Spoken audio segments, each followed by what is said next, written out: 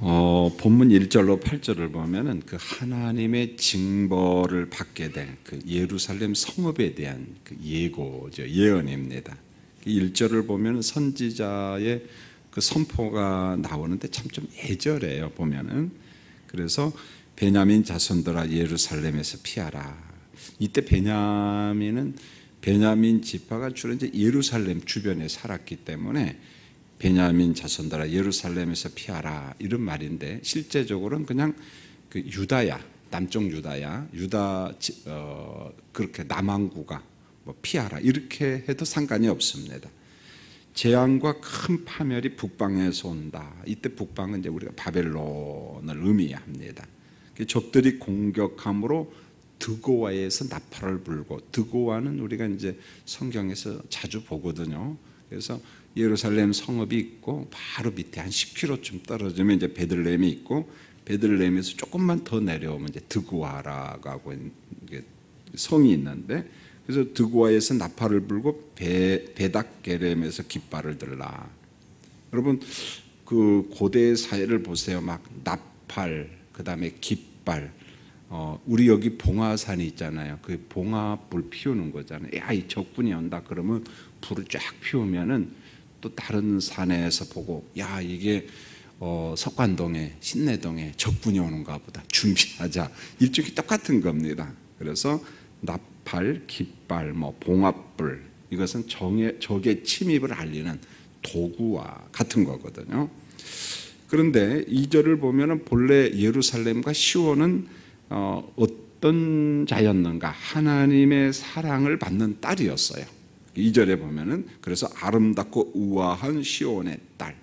이게 하나님께서 시온, 예루살렘, 이스라엘을 어떤 표현했냐면 정말 아름답고 우아한 우리 딸이다, 내 자녀다, 이렇게 했어요. 하나님은 시온과 예루살렘을 아주 존귀한 자로 축복을 했는데, 그런데 이제 어떻게 돼요? 귀한 백성이 이제 아니라는 거예요. 내가 멸절하니니 범죄한 예루살렘을 멸망시키겠다, 수모를 준다는 심판 선언입니다. 여러분 한번 생각해 보세요. 정말 사랑받는 딸이 멸절을 하도록 내버려 둔다. 과정을 한번 보세요. 그저 괜한 딸이 그냥 미워갖고, 야, 너 망하라, 너 저주나 받아라, 이러면 그럽니까? 그게 아니잖아요. 못된 짓을 해도 너무하니까 이제는 어떻게 해요? 포기하는 겁니다, 보면은. 그래서 사랑받는 시온의 딸이 멸망당할 시온의 딸로, 이 과정을 보면은 이스라엘 백성들이 남쪽 유다가 얼마나 하나님 앞에 못된 짓 했는가, 그걸 우리가 감을 잡을 수가 있는 거죠. 그 다음에 3절은 해석을 참 잘해야 됩니다. 목자 나오면은 우리는 다 긍정적으로만 봐버리는데 3절은 아니야, 여러분, 본문에서. 그래서 3절은 같이 읽어야만이, 혹시 그런 예를 넣겠습니다만은 이런 성경 구절을 가지고 해석을 잘못하면 엉뚱하게 해석을 합니다. 여러분 3절을 같이 한번 읽겠습니다. 시작.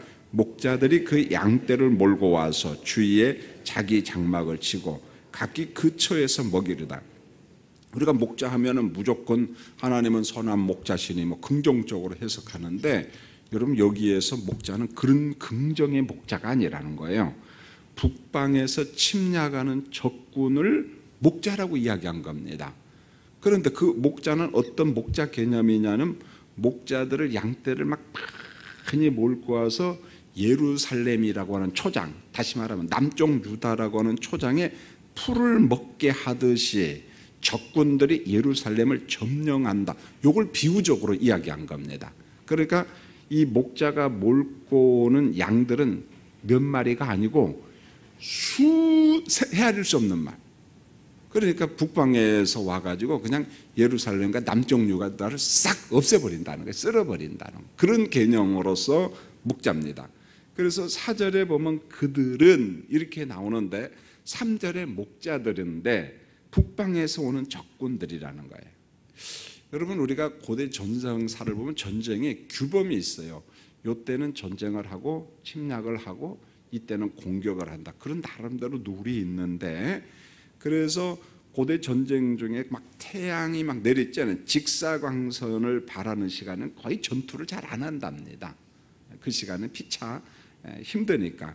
그런데 북방의 적군들은 그런 시간 개념이 없어. 그게 뭐 직사광선이 내리쬐는 정오 시간이든 아니면 밤중이든 상관없다. 그리고 그 요새 예루살렘 성읍을 허물 것이다. 5절에서 그렇게 이야기합니다. 그러면 적군들이 요새 예루살렘을 어떤 식으로 공격하는가? 6절을 보면은 우리가 그 로마 제국이 전쟁할 때 이렇게 합니다. 보면은 이 로마 제국의 10군단이라는 것은 뭐 상상을 초월하는 군단이거든요. 보면은 예루살렘을 향하여 목책을 만들라. 목책은 뭐 나무로 만든 어떤 흉벽. 그러니까 옆에 성이 있으면 목책을 만들고 성읍을 점령하기 쉽게 올라가는 그런 개념. 우리가 이게 그 텔레비전이나 영화 속에서 그런 거 많이 보죠. 그러니까 이것은 단순히 그냥 목책 이렇게 하나만 보지 말고 어떤 흉벽, 성을 정복하기에 성 옆에 쌓는 어떤 토둔, 뭐 토성 여러 가지 보면 좋아요.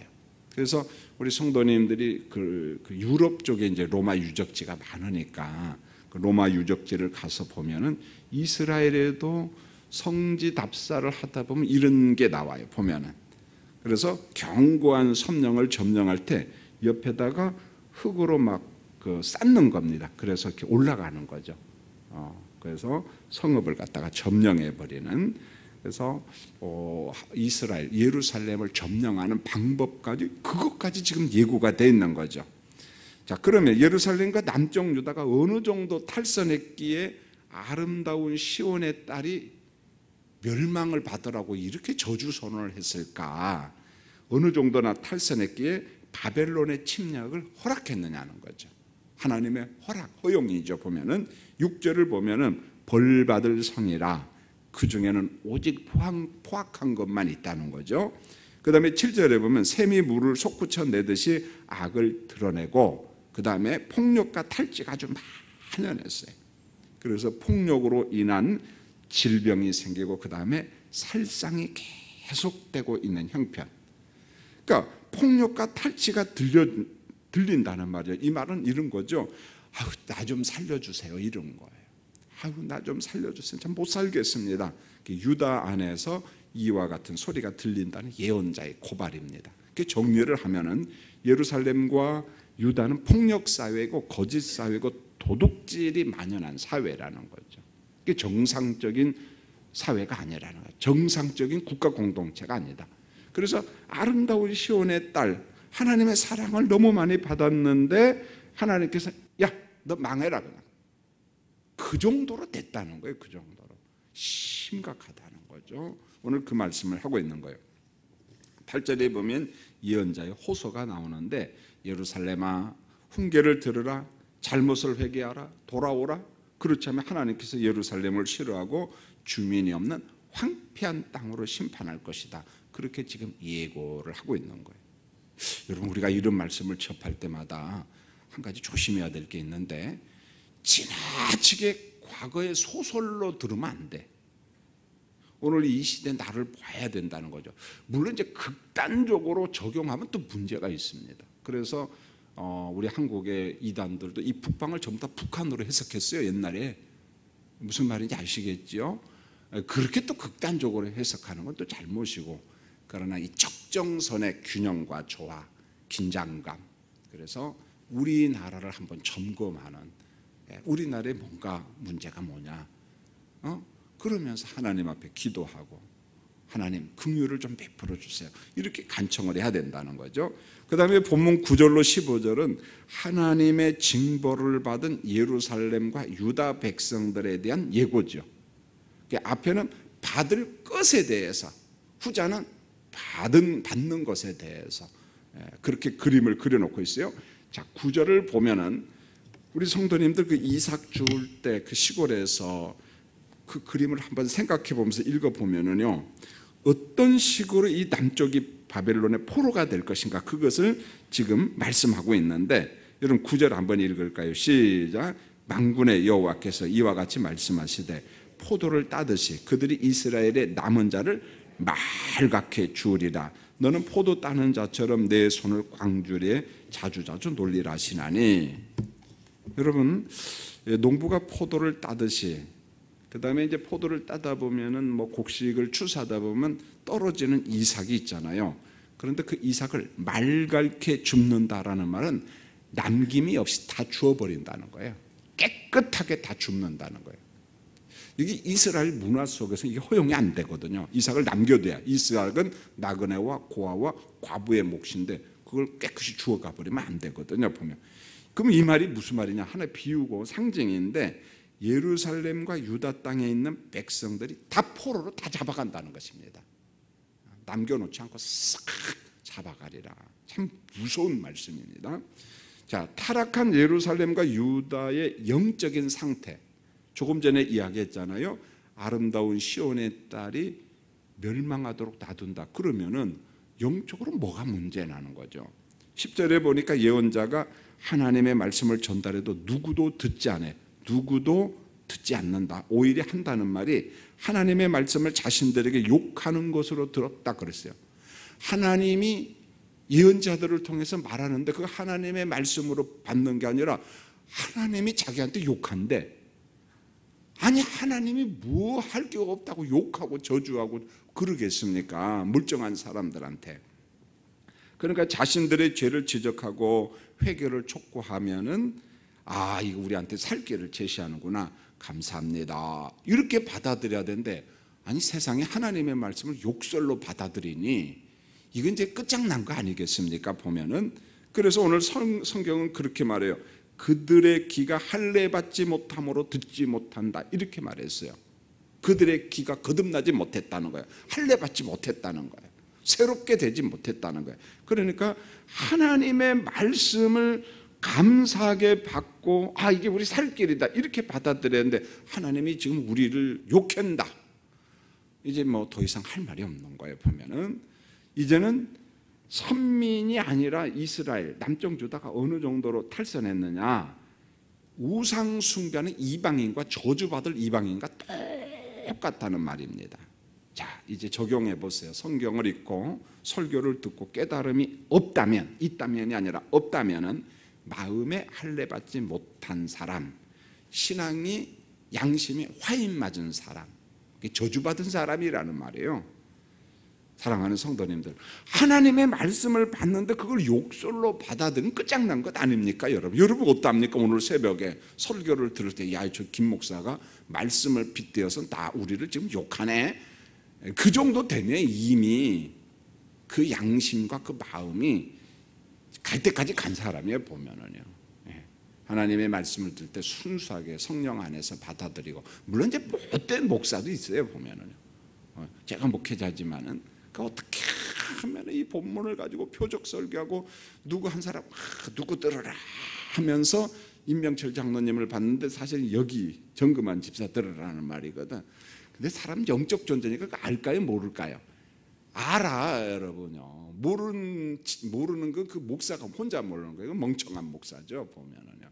그런 설교할 필요가 없는 거예요. 성령을 믿어야죠.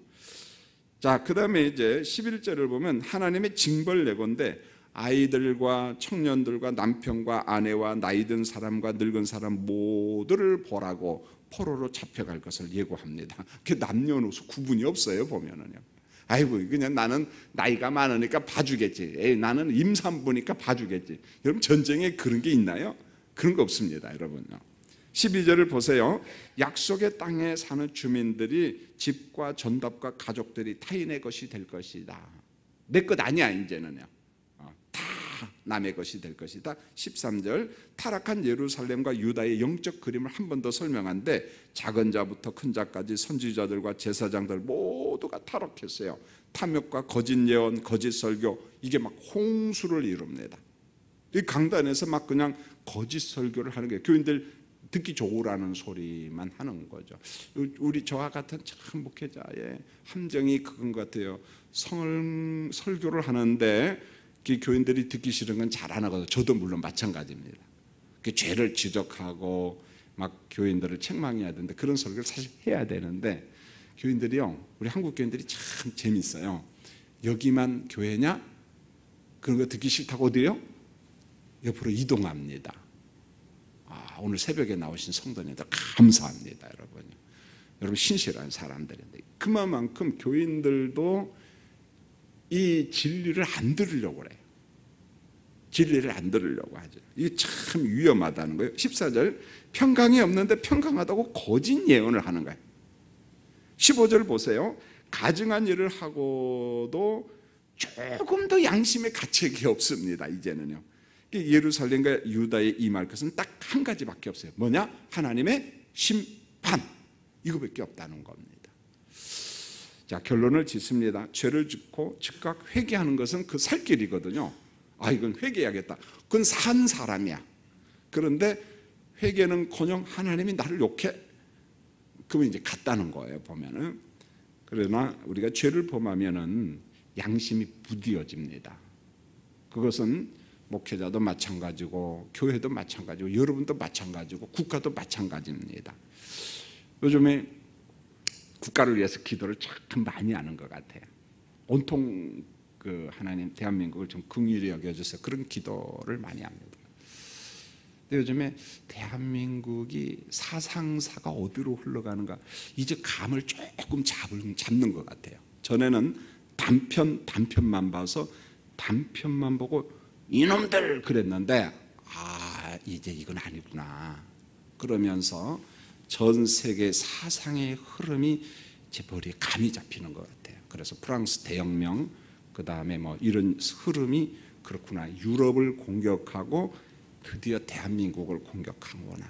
그래서 전에는 뭐 동성애 문제도 단편적으로 봤어요. 이슬람의 개방 문제도 단편적으로 보고 종종 포스트 모더니즘 이야기를 했거든요. 젊은이들이 절대 진리와 질서를 갖다가 거부하는, 그러니까 내가 신이야. 이게 프랑스 대혁명이거든요. 그게 그냥 역사의 한 사건인 줄 알았는데 그렇구나. 그래서 우리가 보통 이것을 우리 연세 드신 분들은 잘 모르는 용어지만 막시즘이라는 단어가 있고 거기에 네오 신막시즘이라는 용어를 요즘은 붙입니다. 그렇구나. 없어진 것처럼 보인 막시즘이 네오 신막시즘으로 재등장해가지고 대한민국을 공격하고 있구나. 그게 이제 틀이 딱 잡히는 거예요.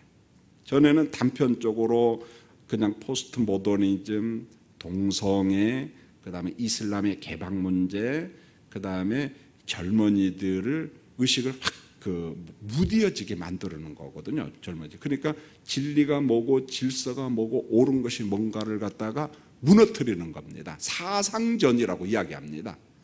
기독교는 그걸 영적 전쟁이라고 이야기하는데 철학에서는 그걸 사상전이라고 이야기를 하는데 이제 목회자로서 조금 내가 늦은 감이 있구나. 그만큼 제가 세계 역사 철학 흐름을 보는 눈이 전공자가 아니니까 어두운데 이제는 그게 한 흐름이 쫙 잡히는 거예요. 보면은요. 그러면서 느끼는 게 요즘에는 엉뚱한 것을 가지고 신막시즘을 가지고 대한민국을 공격하는구나. 그게 물론 이 강단에서는 제가 다 말을 못합니다. 왜냐하면 우리 젊은 사람들은 알거든요. 그래서 우리 목사님은 너무 단편적으로 이야기한다 그럴까 봐서 참 조심스럽습니다만은 그러나 우리나라의 체제의 흐름을 보니까 전 세계 사상사 흐름과 일맥상통하고 있구나. 그런 생각이 딱 들어요. 그러니까 정신이 쫙 들면서 나 기도해야 되겠구나. 더 기도해야 되겠구나. 그러니까 다른 기도가 잘 안 돼요. 오로지 내가 이걸 위해서 뭘 어떻게 해야 되지? 어젯밤에도 잠이 안 와요. 이상하죠? 목사님 그게 뭔데 잠이 안 와요? 평상시도 뭐 잠이 안 옵니다만 그러나 이게 막 가슴에 막 짓누르니까 그냥 기도가 저절로 나오고 그런 아픔이 있습니다. 사랑하는 성도님들, 우리 개인과 교회가 그 다음에 국가 공동체가 무너지지 않도록, 무너진다는 것은 옛날처럼 패망한다 그런 개념은 아닙니다. 사상이 우리나라 사상을 무너뜨리는 겁니다. 그게 유럽에서 일어난 현상이고 우리나라에도 그대로 오고 있구나. 그걸 한눈에 이제 그걸 감을 잡아가는 것 같아요. 기도하겠습니다. 하나님 우리 아버지, 이스라엘이 남쪽 유다가 얼마나 탈선했으면 아름다운 시온의 딸이 야, 너 멸망이나 받아라. 너 저주 받아라. 이렇게 됐습니까? 그런데 설명한 영적 상태와 흐름을 보면은 아주 극단적으로 타락했어요. 하나님이 말씀하시고 권면하는 것을 하나님이 우리를 향하여 욕설한대요. 우리 한국 교회가, 한국 사회가 이쪽 방향으로 지금 가고 있는 것 아닌가라는 생각이 들어요. 하나님의 진리를 자꾸 거부하고 하나님이 싫어하는 창조 질서를 무시하고, 자, 이러한 환경 속에서 우리가 영적으로 깨어있고 분별하지 못한다면 어떤 단편, 엉뚱한 것과 전쟁하고 엉뚱한 것과 싸워요. 오늘 우리는 사상전에 돌입했고 영적 싸움을 하고 있는 거예요. 우리가 의식이 있다면 말씀을 통해서 이러한 사상의 흐름, 사탄이 어떻게 공격하는가, 어떻게 역사 속에서 개입하는가, 이것을 꿰뚫어 볼 수 있는 사람이 자꾸 나오도록 은혜 베풀어 주시옵소서. 오늘 새벽에 찬양한 우리 시모 집사님들, 하나님 교회의 중직자예요.